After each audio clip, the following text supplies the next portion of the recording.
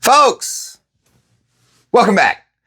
Today we are going to talk about people getting too caught up in the marketing cycles of not just Pokemon, but also the content space that pushes you to buy certain cards and certain items, even when you don't even know why you're buying them.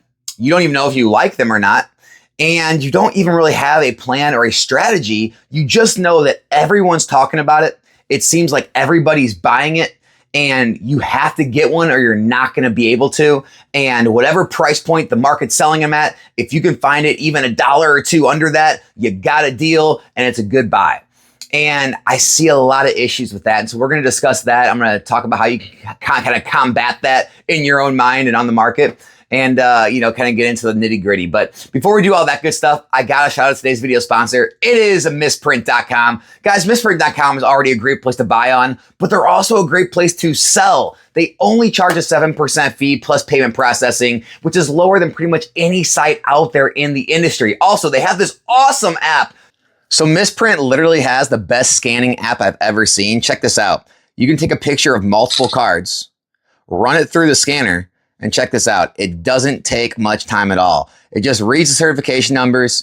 It checks all the different databases of what these cards are actually selling for.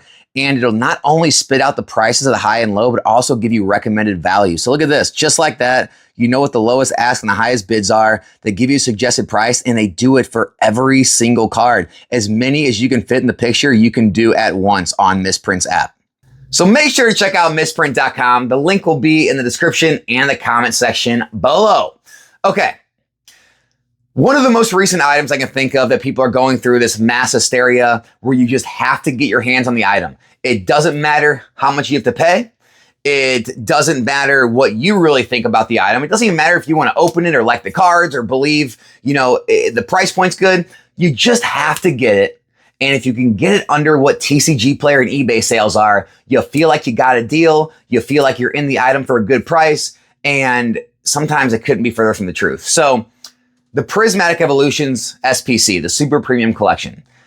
I haven't seen hysteria like this probably since the Charizard UPC. And I'll tell you what happened back then. I had tons of people reaching out to me saying, Alex, how many Charizard UPCs are you buying? I bet you're loading up, aren't you? I'd say zero Charizard UPCs. I said I didn't like the item at the price point and I didn't buy any. And I was met with a lot of criticism.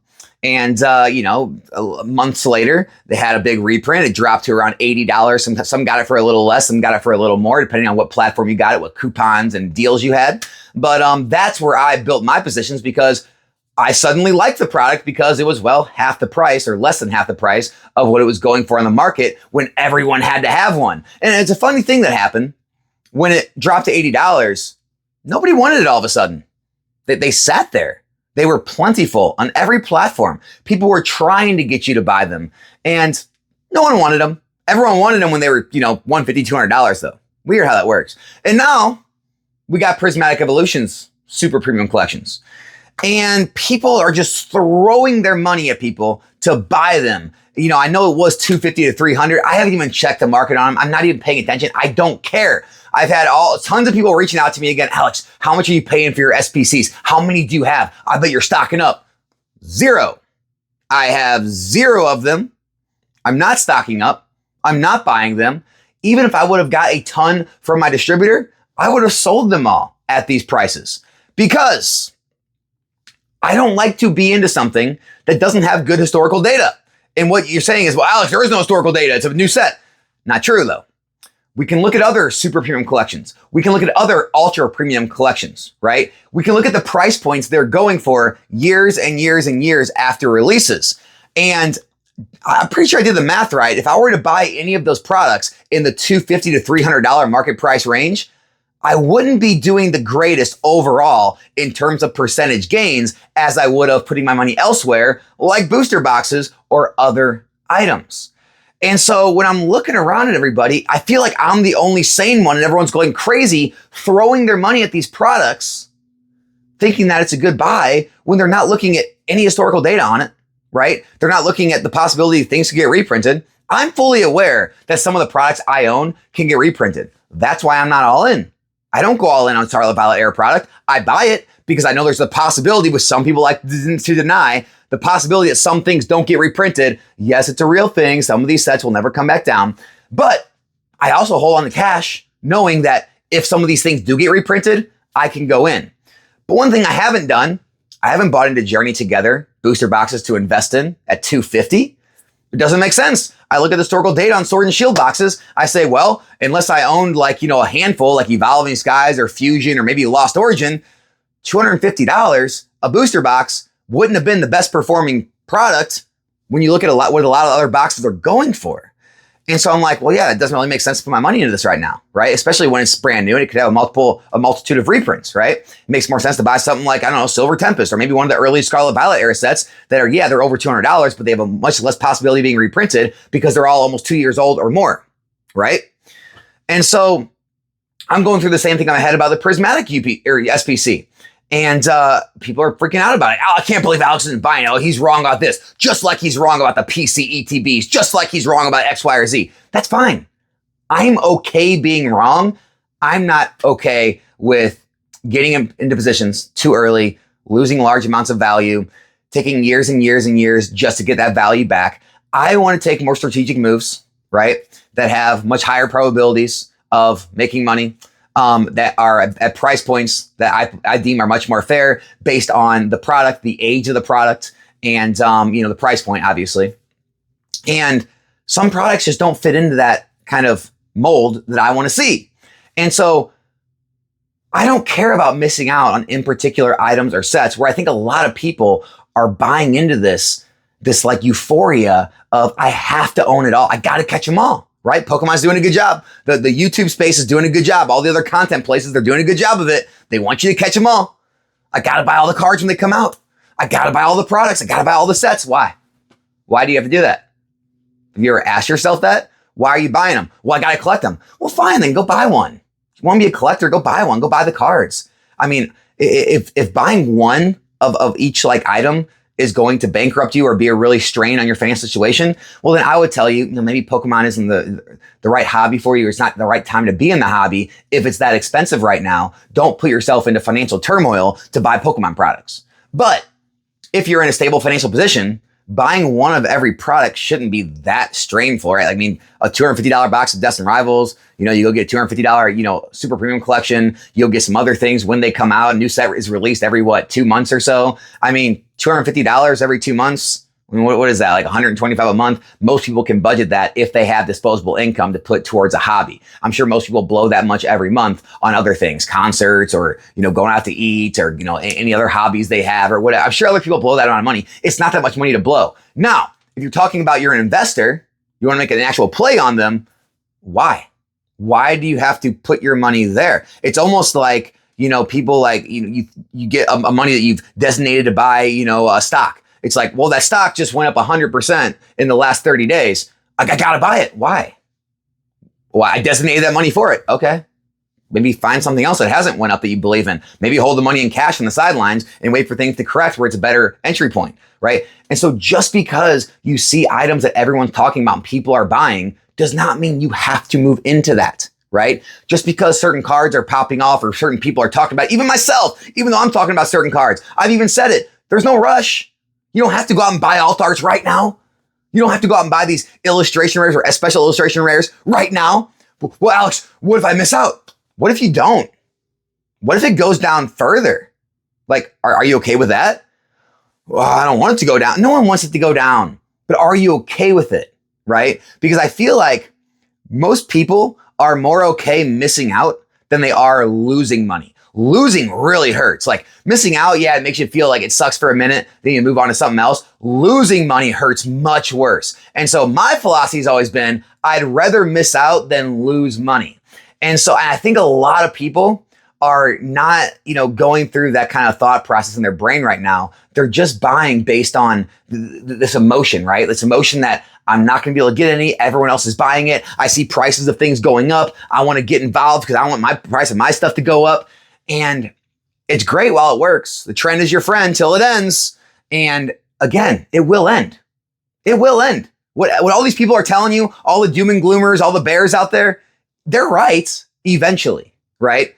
the problem is why, I always kind of fight against that is if you don't take any action ever, you're probably still going to be worse off than, if you buy nothing than buying everything. But buying into the wrong things at the wrong times can be much more detrimental than missing out, because Pokemon is getting caught up, guys. There is more products hitting the market on these newer sets. We will likely start to see the prices fall closer to release and pre-release, release, after release on a lot of the newer sets going forward into, Q3, Q4 into 2026.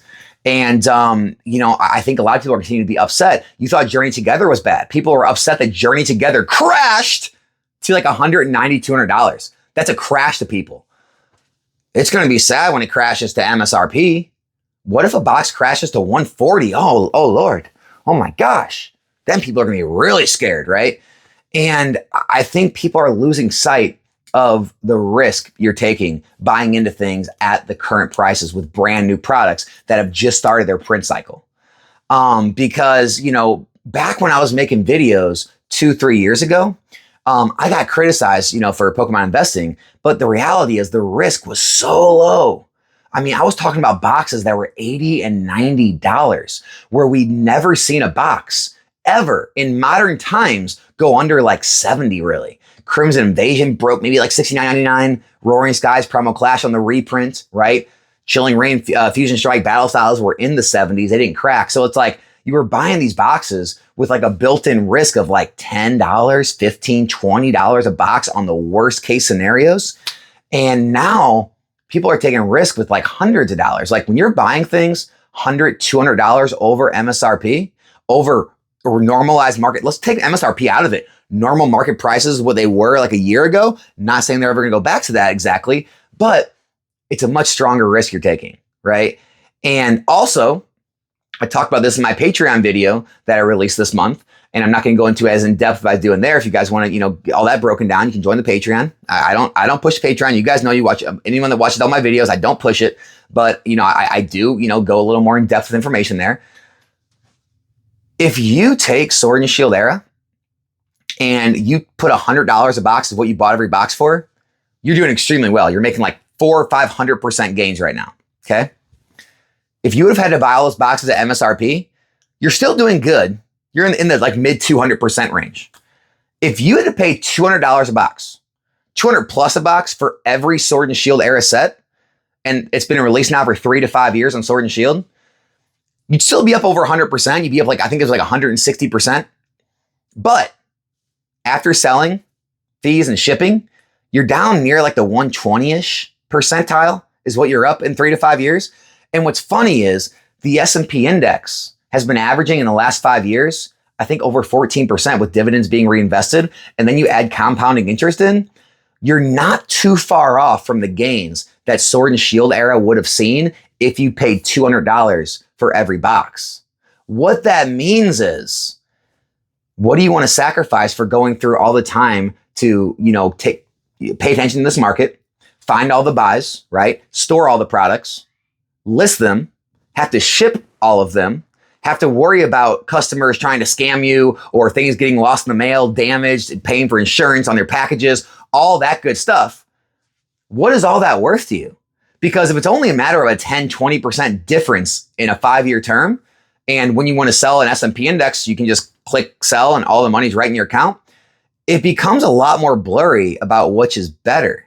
And I think that's kind of what's happening in the Pokemon market right now is it's not as cut and dry as it used to be, right? The reason I was the biggest bull in the market and everyone thought I was crazy is because the risk was so low and the upside potential was so high and the historical data was so far on our side that really anyone that wasn't doing the research were the crazy ones, right? That's why I got called every name in the book for pushing this stuff so hard, and why anyone that rocked with me and did this with me, we all crushed all those idiots. We crushed their returns in the last 5 years on Pokemon because, well, it made more sense. Now it's getting back to the point where it's just like, well, where else could I put my money for similar returns? Where's more liquid? How much better does Pokemon have to do for this to be worth it? Because in my opinion, taking on a riskier asset than an index fund, putting in more work, storage, taking on more risk when you sell, shipping, going through actual work when you want to realize those gains. The ends need to justify the means. And in my opinion, 10, 20, 30% over 5 years, it's like a rounding error. That's not worth it. I mean, that doesn't seem worth it to me. Now, an extra 1, 2, 300%, that's worth it. I'll definitely go through all this for hundreds of percent more gains, which we've seen in Sword and Shield. We've crushed all the index funds and mutual funds holders, right? Crushed them. But we're getting to the point now where one or two things is going to be true, right? Either if Scarlet Violet era performs similarly to Sword and Shield era in the next 3, I guess it's already been out now for a couple of years, but in the next 1 to 3 years, I would say. And, we have a set pop off like Evolving Skies, another one like Fusion Strike, a bunch of mid-level sets, some low performers. If it performs somewhat reasonable, somewhat, similar, then buying at $200 a box, seeing similar gains to Sword and Shield has in 3 to 5 years, well, it's not going to be that much better than putting your money elsewhere. But something else could be true. That's the problem is the unknowns. If Scarlet Violet era outperforms Sword and Shield, if we have just risen the tide and it's raising all boats, and Scarlet Violet era, the floor of some of the worst products are higher than the floor of the Sword and Shield products, and then some of the sets really pop off and we see higher gains than maybe we saw on some of the top Sword and Shield products, maybe not Evolving Skies, maybe some of the others. Guys, you got to remember, at 151 ETBs, they're already over 4x, right? $50 ETB is now like $200 something, right? You've made 3x, but they're 4x what the original retail price was. I mean, can you imagine what another 2-3 years is going to be like for 151? Maybe it does go up 7, 8, 9, 10x, right? Maybe it is along the lines of better than Fusion Strike. Again, maybe not Evolving Skies, but that's possible. That's a possibility, right? Some of these other sets could really pop off. And if the majority of the sets all go up, 300, 400, 500%, where maybe the Sword and Shield sets are only up, 1, 2, 300%, maybe the gains are better. Maybe it still does make sense. Maybe it still does outperform Wall Street or other investments in a sizable way. And it still makes a lot of sense. But again, those are all unknowns. And we're playing with a lot of unknowns right now, which is why I've been a little more shaky with the content I've been making. And I've been getting people in the comments saying, Alex, you've changed. You're not as, bullish as you used to be. You've been a little bearish on this or that. Yeah, for good reason. I look at numbers. I don't give a crap about emotions, right? I don't look at things as, oh, this is pretty. It has to be worth more. No, it doesn't. No, it doesn't. Before the historical data was 100% on our side and it made sense. Now it's still on our side, but it's getting a little more shaky, guys. And so all I'm saying is be a little more cognizant of the decisions you're making with your money. Again, if you're looking for value, future, growth, if you're just here to collect, disregard everything I say in these videos. It doesn't matter. If you have the money to spend and you don't want to spend it on other frivolous things in life, go spend your money on collectibles. Guess what? I can tell you one thing. I don't make a lot of guarantees, right? But I can guarantee one thing. No matter what collectible you buy in Pokemon, it's going to be worth more than going out to eat. It's going to be worth more than going to a concert. You'll have that experience, you'll have that memory, but once you spend that money, it's gone. This stuff could drop 90%, still worth more than the money you blew, worth more than going out and buying Starbucks all week. It's worth more. See what I'm saying? Like, if you have money to spend elsewhere and you're wasting it elsewhere, it's still going to be better to put it in something that's going to hold some type of value. And so that's what I got to say about it, guys. Hopefully this video helped you guys kind of rethink some things you're doing and make better decisions in the hobby. That's all I got. Hope you enjoyed the video. Be back in a new one soon. I'm out.